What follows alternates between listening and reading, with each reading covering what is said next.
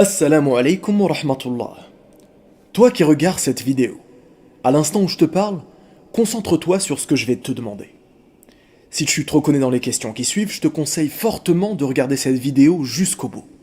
Pour commencer, j'ai 5 questions pour toi. T'es-tu une seule fois dans ta vie remis en question sur la personne que tu es? T'es-tu une seule fois endormi en réfléchissant comment être meilleur demain? T'es-tu une seule fois réveillé avec la motivation de ne plus refaire les erreurs que tu as faites la veille? Penses-tu être quelqu'un de bien? Et aimes-tu pour les autres ce que tu aimes pour toi-même? Sache qu'Allah subhanahu wa ta'ala te fasse miséricorde, que ton ego, ton nefs, est un frein dans le développement de ton bonheur, de ta science, de ta sérénité et de ton amour envers ton Créateur. Mets ta vie sur pause 2 secondes et demande-toi sincèrement, que fais-tu au quotidien pour ton propre bonheur? Tes vêtements, es-tu certain que tu ne les as pas choisis pour plaire aux autres et qu'ils te complimentent? Ta voiture, es-tu certain que tu ne l'as pas choisie pour frimer et avoir une apparence aisée? Ton argent, sert-il réellement à aider ton entourage ou les gens dans le besoin? Quand tu prends la parole, es-tu certain que tu le fais pour être juste et non pour chercher un intérêt personnel? Ton téléphone, l'utilises-tu pour dire à tes proches que tu les aimes ou perds-tu ton temps sur les réseaux sociaux à rechercher de l'attention de la part d'inconnus?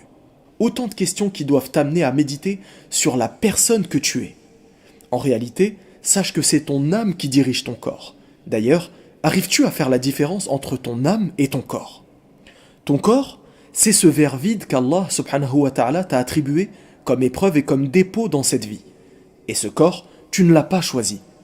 Ton âme, c'est le liquide qui va remplir ce verre. Elle est transparente et invisible, et elle a été insufflée par un ange quand tu étais dans le ventre de ta mère. Ainsi, ton âme ordonne à ton corps de faire le bien ou le mal.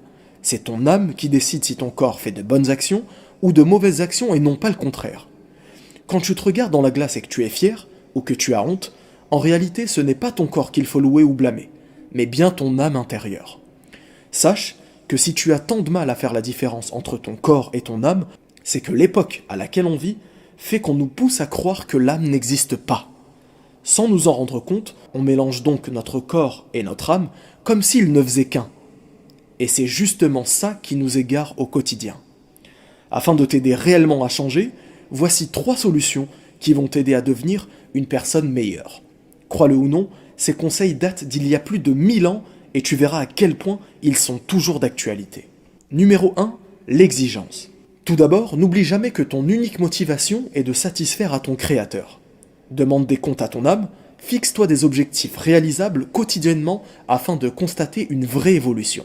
Exemple, si tu as pour habitude de parler derrière le dos des gens, abstiens-toi de parler trop vite et souviens-toi que tu t'es fixé un objectif à ce sujet.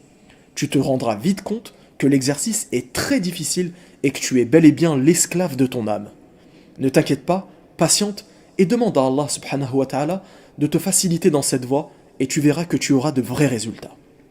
Numéro 2, la surveillance.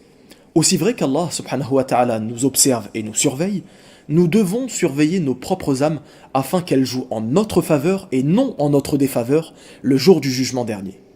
Tu devras constamment te rendre compte des mauvaises habitudes prises tout au long de ta vie. Ces habitudes que tu savais nocives mais que tu poursuivais de façon aveugle. Numéro 3, l'examen de l'âme après l'œuvre. L'examen de conscience est extrêmement important. Avant de t'endormir, pense à toutes tes œuvres bonnes ou mauvaises que tu as faites dans la journée. Exemple, la vulgarité, la médisance, le vice du regard, le mensonge, la manipulation, le vol, la malhonnêteté, etc. Si tu regrettes certaines choses, repens-toi immédiatement. Si tu es fier de certaines choses, alors garde-les précieusement pour toi, sans en parler à personne, tel un trésor que tu n'aimerais pas que l'on découvre. Allah subhanahu wa ta'ala dit dans la sourate l'Exode, verset 18, « Ô vous qui croyez, craignez Allah, que chaque âme voit bien ce qu'elle a avancé pour demain. » Ce verset est une preuve sans équivoque de tout ce que nous venons d'évoquer. On rapporte de Omar ibn al-Khattab radiyallahu anhu que le prophète sallallahu alayhi wa sallam a dit « Faites votre propre examen de conscience avant que vous ne soyez jugés. Pesez votre âme avant qu'elle ne soit pesée.